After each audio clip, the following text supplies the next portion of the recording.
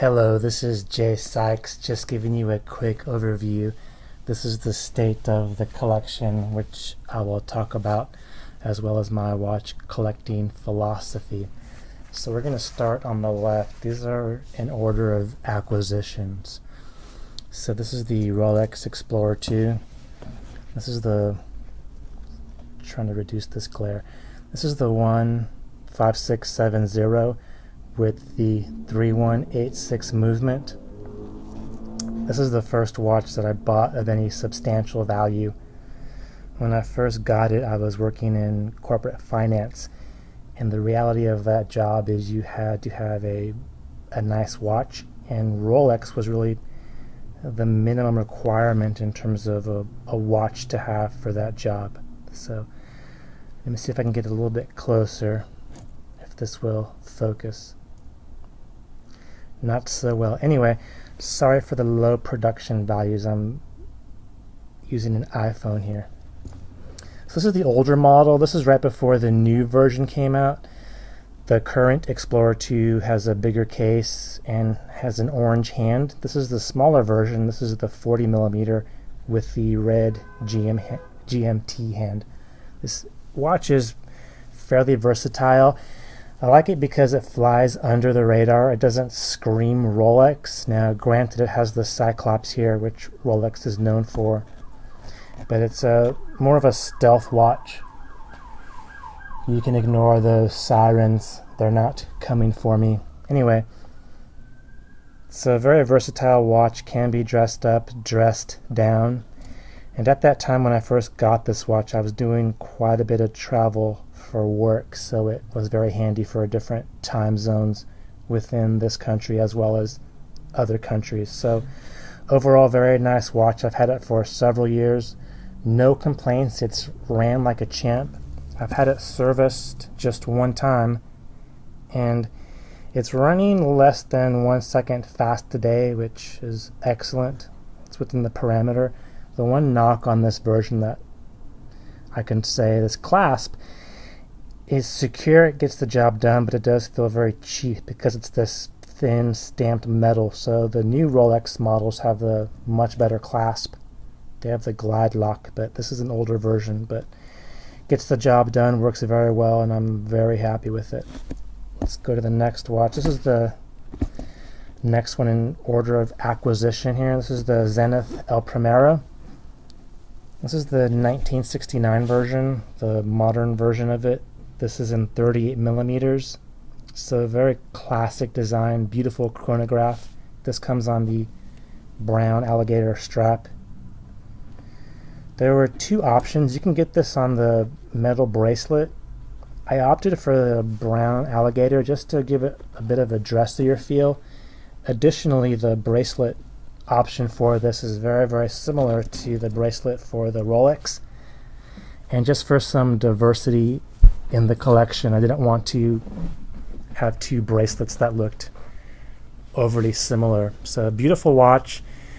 The minute I saw this, I really liked this design. It definitely spoke to me, and I knew that I would eventually get this watch. So very wearable, nice deployant clasp, very comfortable. I'll show you this display back. So it's really a joy to look at this watch. The movement, El Primero. This is the Zenith. You can see the cutout rotor decorated with some blued screws, some various colors. It's an absolute joy just to look at this mechanism here. I've been very pleased with this watch. Couldn't be happier. I would say overall of the collection, this is definitely my favorite watch. And, the chronograph function, I don't really use this too often.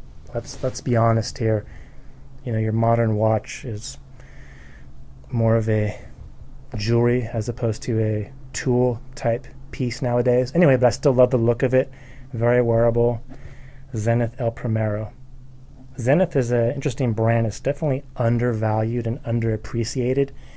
You can get some great deals on a Zenith watch, so that's a brand to look out for. The next watch, this is the JLC Reverso. This is the Reverso Duo.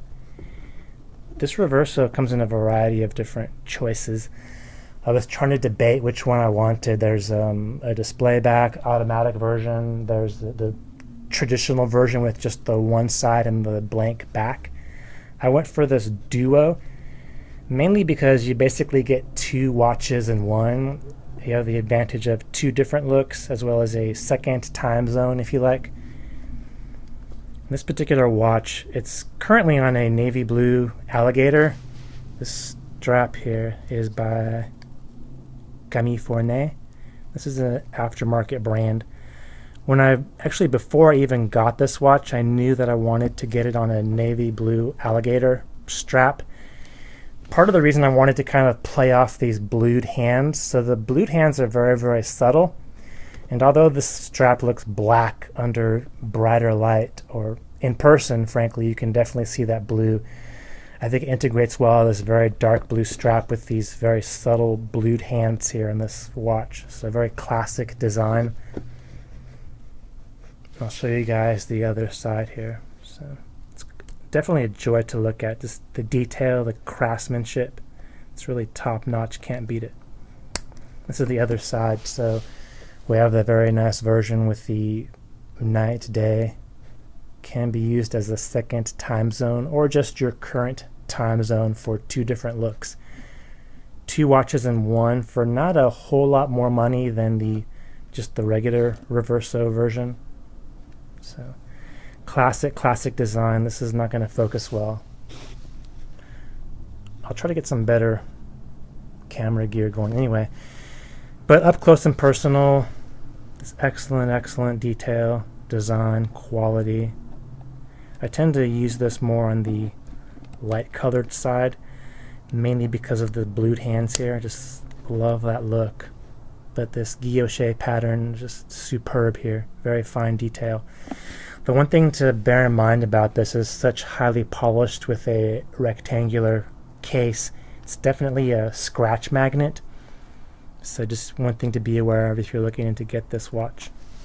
Additionally, I know they do have bracelets for it, but I think this is the kind of watch that really needs to be on a leather strap. I debated briefly putting this on a pearl just for the summer to get more of a casual look, and I still may, but it can't be beat on the alligator strap here. Great watch. Very pleased with it. So this is my 3-watch collection. Not a whole lot of watches, but one of the benefits of a smaller collection is I can wear these watches on a fairly regular basis. So we have some different bases covered.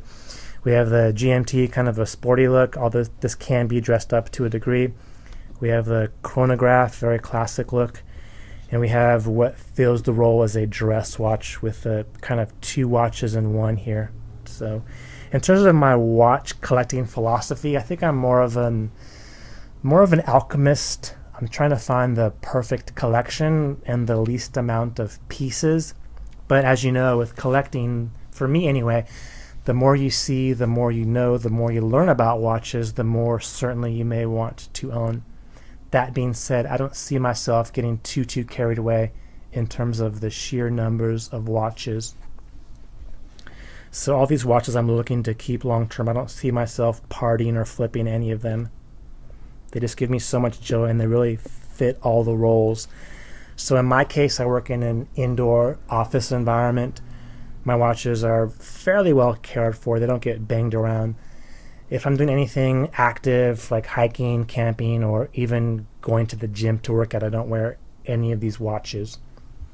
I was considering adding to my collection. I'm certainly in no hurry. And I wouldn't add watches just for the sake of adding watches. However, within this collection, I do see some potential for adding some different selections just to get some more diversity and to really kind of bring this collection along further. So as you can see, one thing I'm definitely missing, I don't have a dive watch. That's one thing I was considering.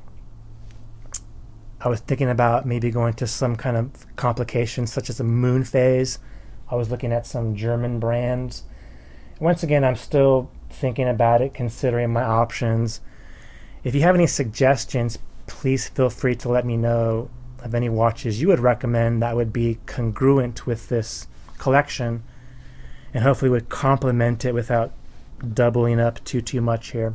Once again, I'm going for wearability and diversity. In terms of price range, I'm not a watch snob at all.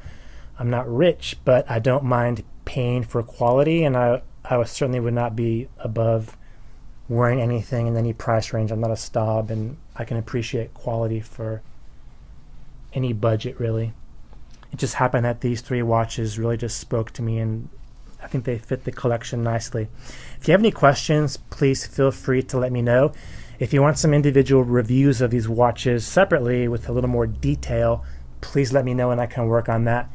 Once again, I'll try to get some better gear in terms of video and recording. This is very low tech here, but gives you an idea of this collection here. Any comments or questions, feel free to leave them below. Thank you for watching. This is Jay Sykes, hoping you have a nice day if possible. Thank you. Bye.